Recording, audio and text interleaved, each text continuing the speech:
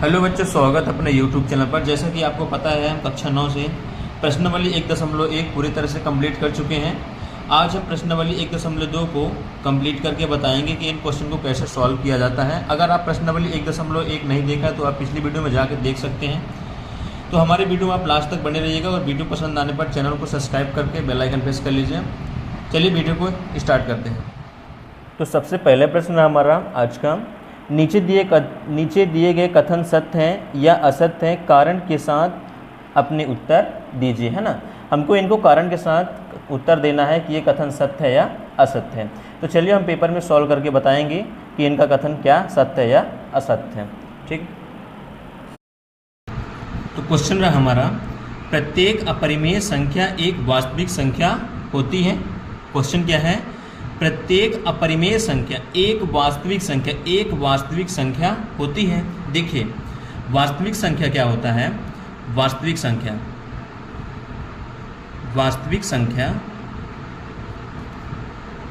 संख्या के दो रूप होते हैं। कौन कौन से? एक होता है परिमेय संख्या,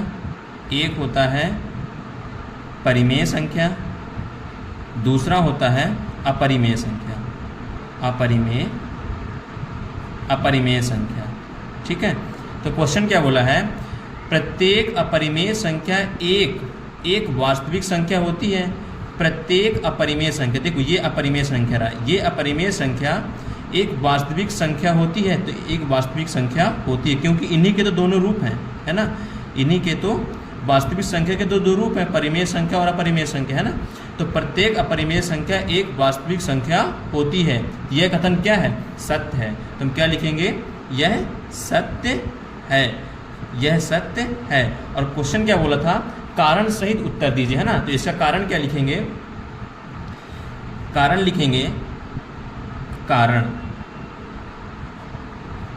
वास्तविक संख्या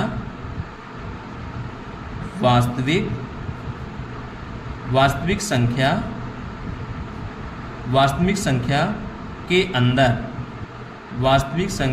अंदर अपरिमेय संख्या आती है। वास्तविक संख्या के अंदर अपरिमेय संख्या आती है। ठीक है, ये रहा हमारा कारण। ठीक है, तो पहला क्वेश्चन ये रहा। सेकंड क्वेश्चन पढ़ते हैं।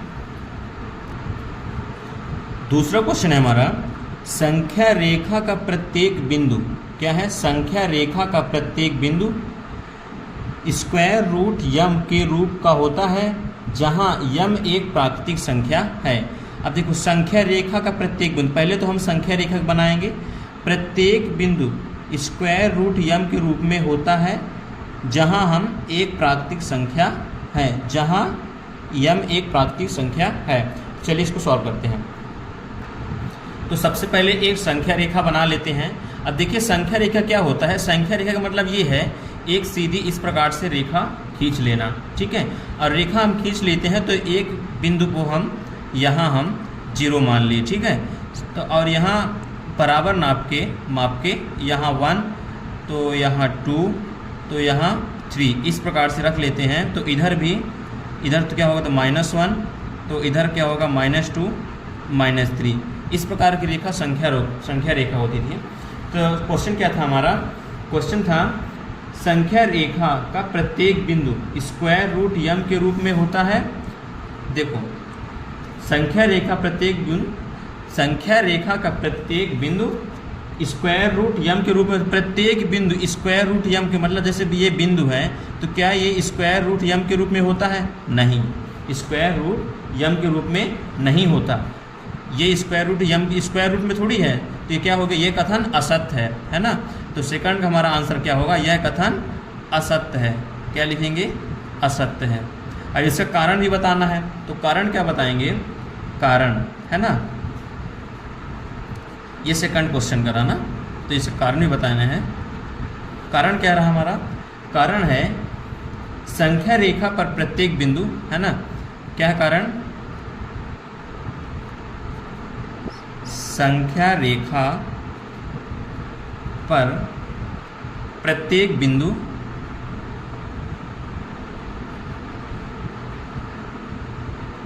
प्रत्येक बिंदु वर्गमूल यम के रूप में, वर्गमूल था ना, प्रत्येक बिंदु वर्गमूल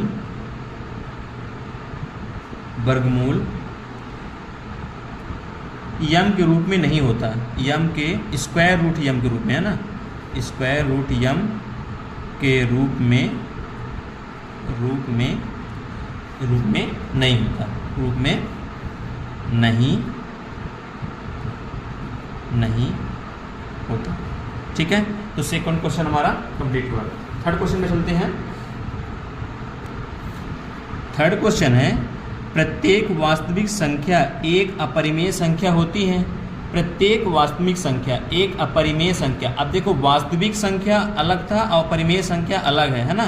तो क्या प्रत्येक बोल रहा है, प्रत्येक वास्तविक संख्या एक अपरिमेय संख्या होती है। चलिए हम कॉपी में सॉल्व करके बता रहे हैं। तो ये प्रत्येक संख्या को बोल रहा है कि प्रत्येक वास्तविक संख्या एक अपरिमेय संख्या होती है। प्रत्येक वास्तविक संख्या एक अपरिमेय संख्या होती है। यह कथन असत्य होगा। देखिए, यह कथन तो असत्य है। अब असत्य क्या है, इसका कारण क्या है? असत्य इसलिए है, अगर हम देखिए, अगर इसमें स्क्वायर रूट 2 लिखता हूँ, स्क्वायर रूट 3 लिखता हूँ और 1 लिखता हूँ, 2 लिखता हूँ, 3 लिखता हूँ, तो क्वेश्चन क्या आता है, प्रत्येक वास्तविक संख्या अपरिमेय संख्या होती है। देखो, ये तो अपरिमेय संख्या है, ये तो अपरिमेय संख्या है, रूट 2 रूट 3 ये तो अपरिमेय संख्या है। अब वास्तविक संख्या एक अपरिमेय संख्या होती है, एक अपरिमेय संख्या होती है नहीं, ये अपरिमेय संख्या है। तो कथन क्या है, असत्य है। तो कारण लिखेंगे, वास्तविक संख्या परिमेय संख्या होती है। वास्तविक संख्या जो होती है, वास्तविक संख्या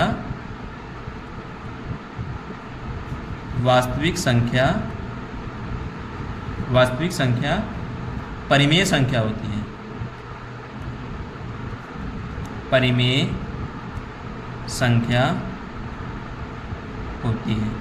ठीक है, वास्तविक संख्या है, परिमेय संख्या होती है। यह कथन क्या है, असत्य है। तो तीसरा वाला क्या है, असत्य है। अब दूसरा क्वेश्चन रहा हमारा, क्या सभी धनात्मक पूर्णांकों के वर्गमूल अपरिमेय होते हैं? यदि नहीं तो एक ऐसी संख्या वर्गमूल का कारण दीजिए जो एक परिमेय संख्या है ना। दोबारा इस क्वेश्चन पढ़ते हैं। क्या सभी धनात्मक पूर्णांक के वर्गमूल अपरिमेय होते हैं? अपरिमेय जो वर्गमूल होते अपरिमेय होते हैं, ठीक है। यदि नहीं तो एक ऐसी संख्या वर्गमूल का उदाहरण दीजिए। एक वर्गमूल का उदाहरण दे जाए, किसको देना है, कौन सा, पूर्णांक का, धनात्मक पूर्णांक अपरिमेय का वर्गमूल। धनात्मक अपरिमेय का वर्गमूल हो सकता है, इम्पॉसिबल है। देखो कि अब बोला है क्वेश्चन कि पूर्णांकों के वर्गमूल अपरिमेय होते हैं, है ना। पूर्णांकों के वर्गमूल अपरिमेय होते हैं। अपरिमेय संख्या देखिए, अगर मैं रूट 3 क्या है, रूट 3 क्या है, ये अपरिमेय संख्या है, ये अपरिमेय है, अपरिमेय है ना। रूट 3 हो गया, रूट 2 हो गया, ये क्या है, अपरिमेय है ना। स्क्वायर रूट 5 लिखें, ये भी क्या है, अपरिमेय है, अपरिमेय है। और क्वेश्चन क्या था हमारा, धनात्मक पूर्णांक वर्गमूल अपरिमेय होते हैं। यदि नहीं तो ऐसी संख्या वर्गमूल उदाहरण दीजिए। देखो, ये अपरिमेय धनात्मक पूर्णांक, यह कथन असत्य है, ठीक है। यह कथन क्या है, असत्य है। तो क्या लिखेंगे,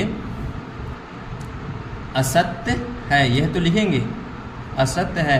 अब कारण क्या है इसका, कारण आगे क्या है, यदि नहीं तो एक ऐसी संख्या वर्गमूल का उदाहरण दीजिए जो क्या हो, यदि नहीं तो एक ऐसी संख्या वर्गमूल का उदाहरण दीजिए जो एक परिमेय संख्या। अब देखो, परिमेय संख्या हो, यह भी क्या, ये सब अपरिमेय है ना। अब जो परिमेय संख्या उसका उदाहरण क्या दे सकते हैं, जो वर्गमूल का परिमेय संख्या हो। जैसे अगर हम स्क्वायर रूट, एग्जाम्पल के लिए हम स्क्वायर रूट 1 लेते हैं, है ना। स्क्वायर रूट 1 का स्क्वायर रूट क्या आएगा, 1 ही आएगा। अगर हम 4 लेते हैं तो इससे क्या आएगा, 2 आएगा, ठीक है। क्या आएगा, 2 आएगा। ये क्या है, परिमेय संख्या है। ये हमारा सॉल्व हुआ दूसरा क्वेश्चन। तीसरा क्वेश्चन रहा हमारा, दिखाइए कि संख्या रेखा पर स्क्वायर रूट 5 किस प्रकार से निरूपित किया जाता है। क्वेश्चन दोबारा से पढ़ते हैं। दिखाइए कि संख्या रेखा पर, अब देखिए अब संख्या रेखा पर सबसे पहले संख्या रेखा बनाएंगे। संख्या रेखा किस प्रकार से बनाते हैं, स्केल के माध्यम से एक सीधी रेखा इस प्रकार से खींच लिया, ठीक है। मैं यहाँ पे खींच लेता हूँ, ये रहा एक सीधी रेखा इस प्रकार से खींच लिए। अब इसको संख्या रेखा बनाना है, इसको एक मध्य बिंदु मानेंगे, इसको 0 देंगे और इसको बराबर ही माप में रखेंगे ना, इसको बराबर माप में, जैसे इसको यहाँ 1 तो यहाँ बराबर माप में ही 2 और फिर 3 इस प्रकार से, और इधर भी उसी प्रकार। तो 0 के बाद क्या है हुआ 1 और यहाँ पे 2 और ये 3, ये तो -1 होगा, ये -2, ये -3। ये इम्पोर्टेंट क्वेश्चन है, ये अक्सर एग्जाम में पूछे जाने वाला प्रश्न है, ठीक है। तो क्या है, दिखाइए कि संख्या रेखा पर स्क्वायर रूट 5, हमको ये प्रूव करना है ना, दिखा के बताना है कि स्क्वायर रूट 5 किस प्रकार से निरूपित किया जा सकता है।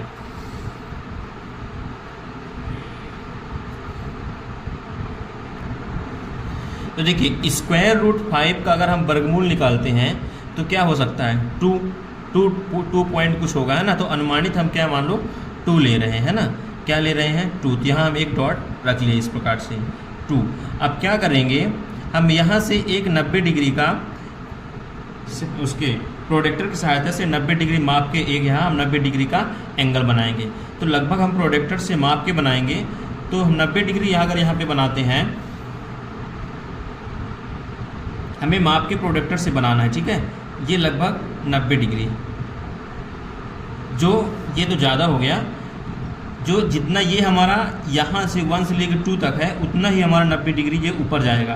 तो लगभग हम कहते हैं यहाँ तक, है ना, ये यहाँ तक आएगा। ये हमारे 90 डिग्री का एंगल यहाँ पे बन गया, ठीक है। इसका नामकरण कुछ भी दे देते हैं, माना कि मैं इसको O दे देता हूँ, 0 को O दिया तो इसको मैं B दे दिया, ठीक है, B दे दिया। अब जहाँ से हम 90 डिग्री बनाए हैं उससे हम 0 से इसको मिला देते हैं, तो मिला देते हैं।